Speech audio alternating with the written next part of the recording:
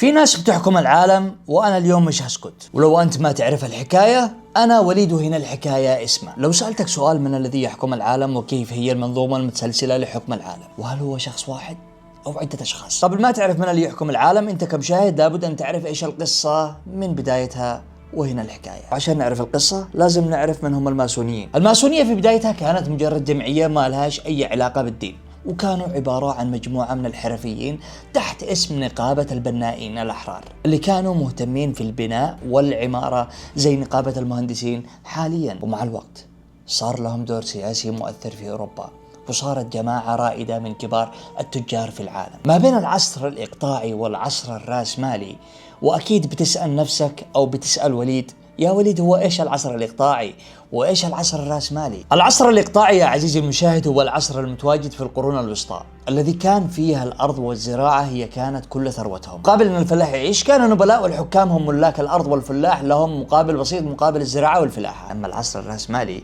هو العصر الثامن عشر، العصر الذي انتشرت فيه الثورة الصناعية. كمثال عليه شخص يمتلك مصنع ويستثمر أمواله في الإنتاج ويوظف عمال براتب فيقوموا ببيع هذه المنتجات عشان يكسبوا الأموال. بعدها يا عزيزي المشاهد بدأت هذه الجمعية تتبنى فكرة التنوير الأوروبي، ومن منبرنا نقول يا وليد أنت إيش قاعد تقول من مصطلحات وإيش من كلام وحروف جالس تقولها؟ اسمعني للآخر عشان تفهم الحكاية. جماعة التنوير الأوروبي هذه صار لها ميول ديني بعيد عن أي معتقد ديني معروف، وتوجههم الأساسي هو خلق معتقد جديد يقوم على العلم ورفض كل الأشياء الغيبية، لأن الأديان من وجهة نظرهم عبارة عن أساطير وخرافات. أيوة هذا بالضبط والله اعتقاداتهم. فصار عندهم هدف أساسي. إيش هذا الهدف؟ الهدف الأوحد والأسمى هو بناء إنسان من جديد بمعتقد فكري جديد خارج وبعيد عن جميع الأديان. فقاموا بصناعة رموز تعبر عنهم وتساعدهم بمعرفة بعضهم البعض.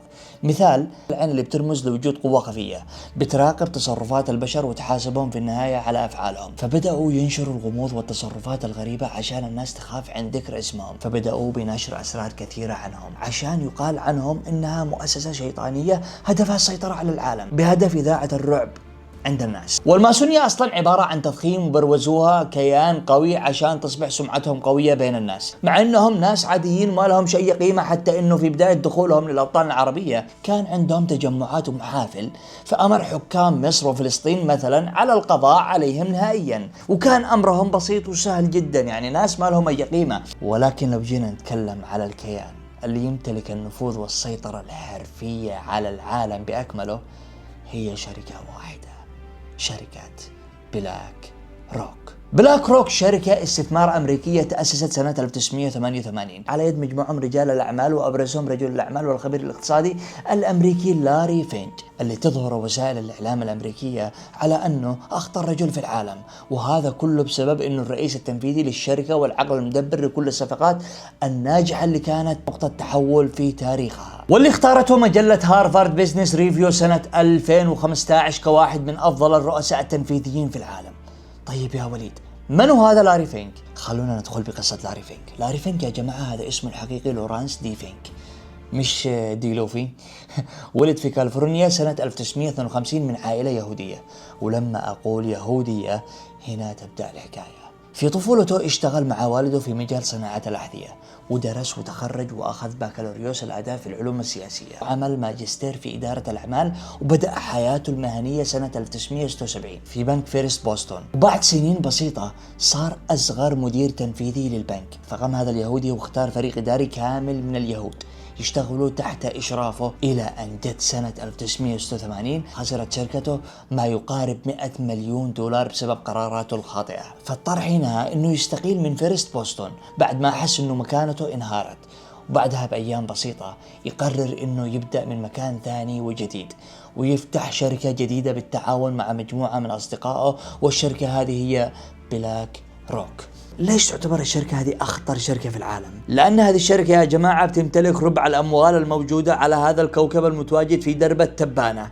أيوة مثل ما أقول لك بلاك روك تأسس سنة 1988 تحت اسم بلاك ستون، وكانت عبارة عن غرفة فيها 8 أشخاص بس بيشتغلوا فيها بكل طاقتهم عشان يكون لهم مكانة في وول ستريت. واعتمدت هذه الشركة في البداية على أسلوب إدارة المخاطر عشان ما تتكرر غلطة لاري في فيرست بوسطن. طيب يا وليد وش معنى إدارة المخاطر؟ فهمنا وشرح لنا حبة حبة، احنا كذا بدأنا نتوه يا وليد. بقول لك يا عزيزي المشاهد، هو تقليل عمليات التداول بقدر الإمكان، وعمل صندوق بيعتمد على عمليات استثمار بتحقق عائد مادي ثابت بيزيد بنسبة متفق عليها كل فترة. وبعد سنة واحدة فقط وصلت أصول المجموعة ل 2.7 مليار دولار. انتم متخيلين؟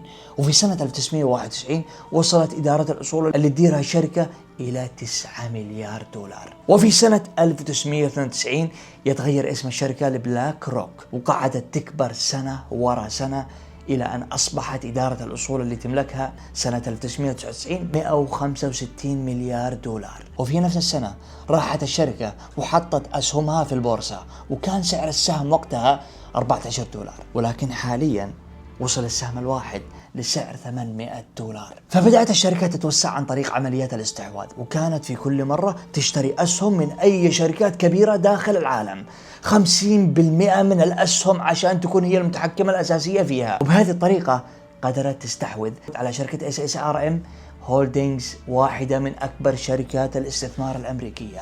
وكل هذا خلى الأصول اللي تملكها هذه الشركة توصل ل 325 مليار دولار، لحد ما حصلت أزمة مالية دمرت الكيانات المالية في العالم يا ناس. في نفس الوقت واللحظة تحول بلاك روك للوحش الاقتصادي اللي ما له منافس في هذا العالم، لأنه في الوقت اللي انهارت فيها معظم الشركات المنافسة كانت الشركة بتستحوذ على واحدة من أكبر شركات التمويل في العالم، وهي شركة ميرل لينش، والتي زودت حجم الأصول اللي بتديرها بلاك روك إلى أكثر من تريليون دولار في سنة 2008 تحديدا. أمريكا حصل لها أزمة لا مثلها أزمة بسبب الرهن العقاري، واللي تحولت من بعدها إلى أزمة مالية عالمية.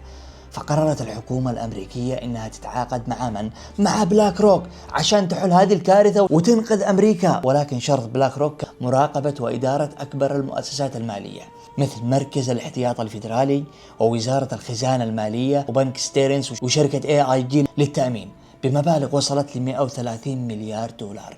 وبسبب نجاح الشركة في حال أزمة أمريكية تعاقدت مع عدة بنوك كبيرة في أمريكا، وصار لها نسبة 50% من أكبر شركات منافسة لها في الاستثمار. فوصلت أصول أموال هذه الشركة إلى 10 تريليون دولار في سنة 2023. طبعا في سوق التداول في العالم بأكمل الأموال فيه هي 40 تريليون دولار، معناها إن بلاك روك عندها ربع الفلوس الموجودة في هذا العالم. ولكن المشكلة يا ليتها بالفلوس، المشكلة الكبرى إن الشركة بحد ذاتها تمتلك أكبر نسبة من الأسهم في أكبر وأهم شركات الميديا في العالم. وعلى سبيل المثال شركة بلاك روك هي أكبر متحكم في وسائل الإعلام عبر العالم بنسبة 90%، وهذا غير أنه يمتلك فقط 223 محطة تلفزيونية داخل أمريكا. يعني بالمختصر بلاك روك هو المتحكم الأول بكل اللي نشاهده في وسائل الإعلام. وهذا معناها أن المدير التنفيذي لهذه الشركة لو عنده أي معتقدات وأي ميول هيفرضه على العالم بأكمله وبكل سهولة. ويا ليت أن هذه الشركة تتحكم بالمشاهد فقط يا عزيزي المشاهد. الشركة هذه تدير الحكومات وصناديق الثروة السيادية مثل صندوق التقاعد الحكومي النرويجي اللي يعتبر أكبر صندوق سيادي في العالم، عشان كذا لاري له أسهم في معظم بنوك العالم، وهو بحد ذاته رئيس لجنة الشؤون المالية في مجلس أمناء جامعة نيويورك، ورئيس التمويل الأساسي لجامعة كاليفورنيا، يعني حتى تعليم له نفوذ الكبرى فيه. فيا ترى رغم نفوذ لاري فينك هل له القدرة على التدخل في القرارات المؤثرة في العالم؟ فأتمنى عرفتوا معي من هو أخطر شخص في هذا الكوكب بعيدا عن عائلة روتشارد والماسونية وعائلة ديلوفي، لدرجة أنه يتم استقباله في القصور الرئاسية كما يستقبل أي رئيس دولة في العالم.